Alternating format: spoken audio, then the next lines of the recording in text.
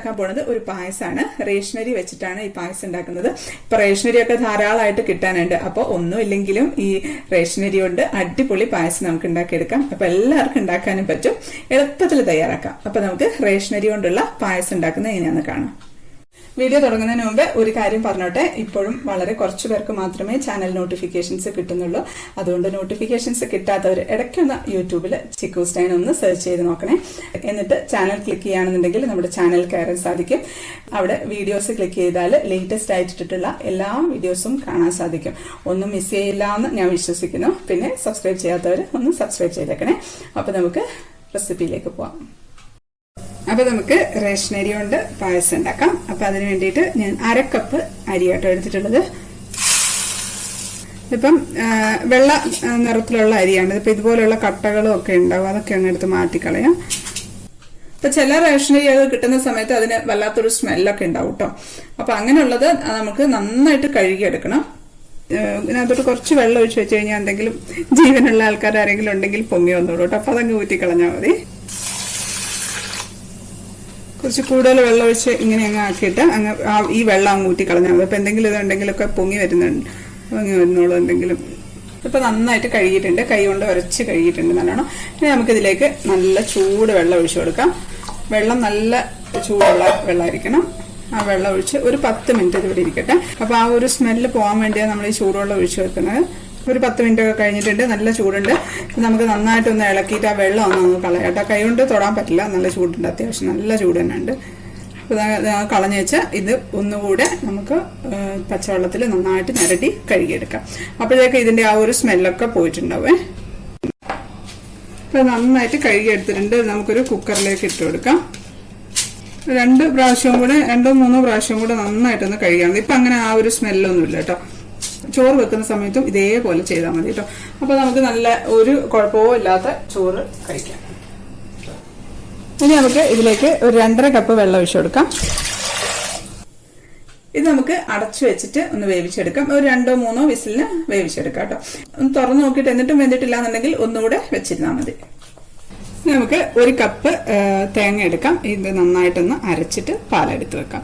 1-ാം പാലും 2-ാം പാലും ആയിട്ട് എടുത്ത് മാറ്റി. ഇപ്പം നമ്മൾ ഒരു 1/4 കപ്പ് 1-ാം പാലും 2 കപ്പ് 2-ാം പാലും എടുത്ത് വെച്ചിട്ടുണ്ട്. ഇനി നമുക്ക് വേണ്ടത് ശർക്കരയാണ്. ഇതൊരു 200 ഗ്രാം ശർക്കരയുണ്ട്. അപ്പൊ ഈ ശർക്കരയിലേക്ക് നമുക്കൊരു 1/2 കപ്പ് വെള്ളം ഒഴിച്ചിട്ട് ഒന്ന് ഉരുക്കി അരിച്ചെടുത്ത് വെക്കാം. ഇനി നമുക്ക് ഒരു ഉരുളിയോ അല്ലെങ്കിൽ ചോട് കെട്ടിയുള്ള ഒരു പാത്രമോ വെച്ച് അതിലേക്ക് ഒരു 2 ടേബിൾ സ്പൂൺ നെയ്യ് ഒഴിച്ചു കൊടുക്കാം. നമുക്കിതിലേക്ക് അണ്ടിപ്പരിപ്പ് നമുക്ക് കോരി മാറ്റാം. അതിലേക്ക് നമുക്ക് ഉണക്കമുന്തിരി ഇട്ട്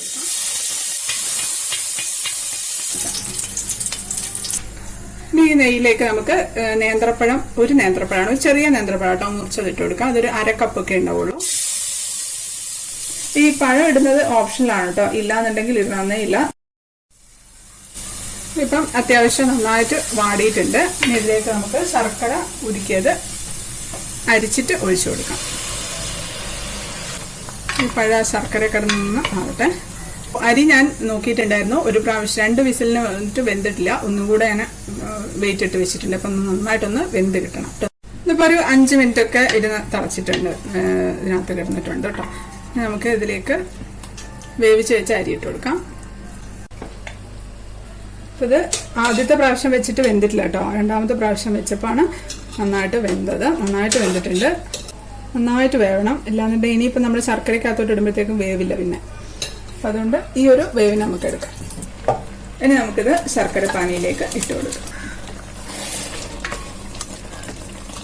അത്യാവശ്യം നന്നായിട്ട് വേവണം കേട്ടോ. നന്നായിട്ട് വെന്തതിന് ശേഷമേ ഇതിലിട്ട് കൊടുക്കാവുള്ളൂ, അല്ലാന്നുണ്ടെങ്കിൽ പിന്നെ അതങ്ങ് ഉറപ്പായിപ്പോൾ. ഇത് ഈ ശർക്കര പാനിയിൽ ഒന്ന് വരട്ടിയെടുക്കാം. ഇപ്പോൾ ഒരു 10 മിനിറ്റ് ഒക്കെ കിടന്ന് വരട്ടിയിട്ടുണ്ട് കേട്ടോ. നന്നായിട്ട് വരണ്ടിട്ടുണ്ട്.